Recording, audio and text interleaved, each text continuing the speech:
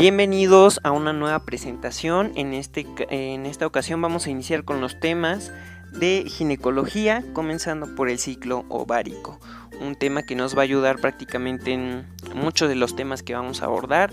Y pues bueno, el ciclo genital femenino tiene una duración media de 28 días, aunque se considera normal que esté entre 21 y 35 días. Se divide en tres fases: fase hemorrágica o menstrual, que dura de 1 a 4 días, fase proliferativa o folicular del día 5 al día 14 y la fase secretora o fase lútea, que dura del día 14 al día 28. Como vemos, muy importante, vamos a tener en cuenta el eje hipotálamo, hipófisis, ovario. En el hipotálamo se va a producir la hormona reguladora de secreción de las gonadotropinas, también llamada GnRH. Posteriormente actúa a nivel de adenohipófisis, estimulando la secreción de FSH y LH, y estas a su vez van a actuar a nivel de ovario. Como lo vemos en el esquema, vamos a tener la adenohipófisis, en donde se va a secretar hormona del crecimiento, adrenocorticotropina, hormona estimulante de la tiroides, hormonas gonadotrópicas, que son la FSH y LH, prolactina, y en la porción posterior, que es la neurohipófisis, solamente se secretan dos hormonas, la oxitocina y la hormona antidiurética. Como lo vemos, la hipófisis va a secretar la FSH y la LH. Comenzamos con la FSH, tiene dos fases. Una primera meseta pequeña que se libera en la primera mitad de la fase proliferativa y tiene como misión el crecimiento de la corte folicular. La segunda fase o segundo pico sucede justo antes de la ovulación. Muy importante, esta va a estimular el crecimiento de la capa granulosa en el folículo e induce actividad aromatasa en la granulosa, que convierte los andrógenos en estradiol. Por lo tanto, la FSH estimula la producción de estrógenos, muy importante. Los estrógenos producidos gracias a la FSH inhiben la propia FSH mediante un efecto feedback negativo. La LH tiene un solo pico, el pico ovulatorio, y en consecuencia del efecto gatillo de los estrógenos. Así pues, la ovulación es el resultado directo de este pico de LH, y sin él, pues obviamente no hay ovulación. En este caso va a estimular la teca y va a producir andrógenos. Continuando con el eje, vamos en los ovarios. Estos pues producen o contienen unos 500.000 folículos primordiales, de los cuales solamente de 400 a 500 llegarán a ovular. Va a tener 4 fases: la fase folicular, de ovulación, lútea y la fase de luteólisis o de menstruación. La fase folicular es donde la FSH estimula en el ovario el crecimiento de la corte de los folículos primordiales seleccionados. La bajada de la FSH selecciona el folículo dominante, que es aquel con mayor capacidad de respuesta a FSH. En el folículo elegido distinguimos las dos capas que son las importantes: la teca, cuyo desarrollo depende de la LH y produce andrógenos, y la granulosa. Su desarrollo está en función de la FSH y contiene aromatasa, que emplea los andrógenos de la teca para producir estradiol. Continuando con la fase de ovulación, es consecuencia directa del pico de LH, como bien lo vimos anteriormente, y aparece en el día 14 de la menstruación.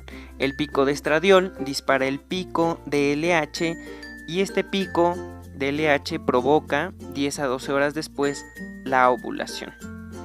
En la fase lútea, tras la ovulación, el folículo se colapsa y se convierte en cuerpo lúteo.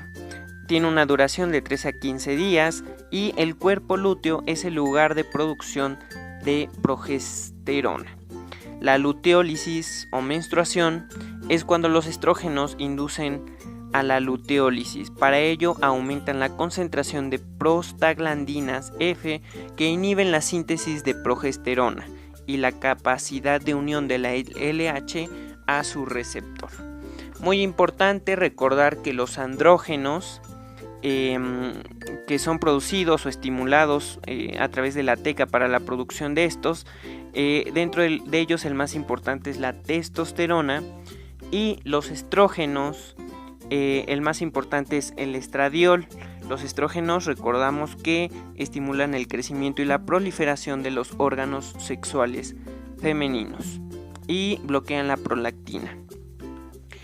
Muy importante, como lo vimos en la fase lútea, los progestágenos tienen un único pico en la fase secretora que alcanza el nivel máximo 8 días tras el pico de LH. Se fabrican, como bien lo vimos, en el cuerpo lúteo y su misión es la maduración del endometrio. Producen modificación en todo el aparato genital, de forma que lo adecúan a la gestación, preparan las mamas para la lactancia y elevan el metabolismo y la temperatura corporal.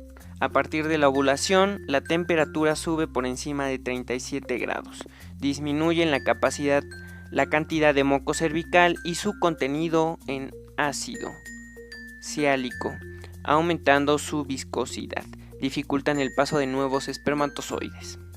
A modo de resumen, tenemos este esquema del ciclo endometrial. Ojo con esto, lo vamos a dividir del día 1 al 14, donde ocurre la menstruación, del día 14 al día 28 y se repite del día 1 al 14, pero en la segunda parte tenemos la fase de fertilización o implantación, y esa es la modificación del endometrio en las distintas fases. En la columna de arriba tenemos ciclo ovárico, las hormonas esteroideas y las gonadotropinas en la parte superior. En la parte de arriba tenemos la fase folicular, fase lútea, fase folicular nuevamente y la fertilización o implantación. A modo de resumen, el primer día del sangrado menstrual es el día de comienzo del ciclo. La secreción pulsátil de GnRH en el hipotálamo estimula en la hipófisis la producción de FSH, que actúa en el ovario estimulando el crecimiento de un grupo de folículos. La capa granulosa de estos folículos va a transformar los andrógenos en estradiol. Este estradiol ocasiona el crecimiento del endometrio, como lo podemos ver en la parte de abajo. Y es el estradiol junto con la inhibina provoca un descenso de la FSH que vimos que también tenía el nombre de feedback. Esta disminución de FSH va a ocasionar la selección de un protagonista, que es el folículo dominante. Este folículo fue seleccionado porque presentaba mayor cantidad de aromatización y de receptores para FSH. Una vez elegido, comienza a producir estrógenos y es capaz de elevar él solo los niveles sistémicos de estrógenos. Esta elevación estrogénica va a producir un pico de FSH y poco después un pico de LH. Este pico de LH da lugar a la ovulación el día 14 del ciclo, como lo podemos ver en la gráfica de color azul, la línea de color azul. Y a partir de la ovulación el folículo sufre una transformación gracias a la LH y se convierte, como lo vemos en la barra del ciclo ovárico, en el cuerpo lúteo, cuya misión es establecer las condiciones que favorezcan la gestación. Para ello produce progesterona y parte de esta se transforma en andrógenos y en estrógenos. Si no tiene lugar a la fecundación, se produce la luteólisis y la menstruación. Pero antes de que finalice la fase secretora, ya comienza a aumentar nuevamente la FSH, que estimulará el crecimiento de un nuevo grupo de folículos en el siguiente ciclo ovárico. Espero que les haya servido de mucho este tema. Como les menciono, es el tema inicial de ginecología. Ya hemos visto varios temas en el canal. Si ustedes gustan ver qué temas llevamos, y a lo largo de estos días vamos a hablar de ginecología. Si ustedes desean que hablemos de algún otro tema, por favor déjenlo en la caja de comentarios, suscríbanse, eso me ayudaría mucho, y nos vemos en la siguiente presentación. Muchas gracias y hasta luego.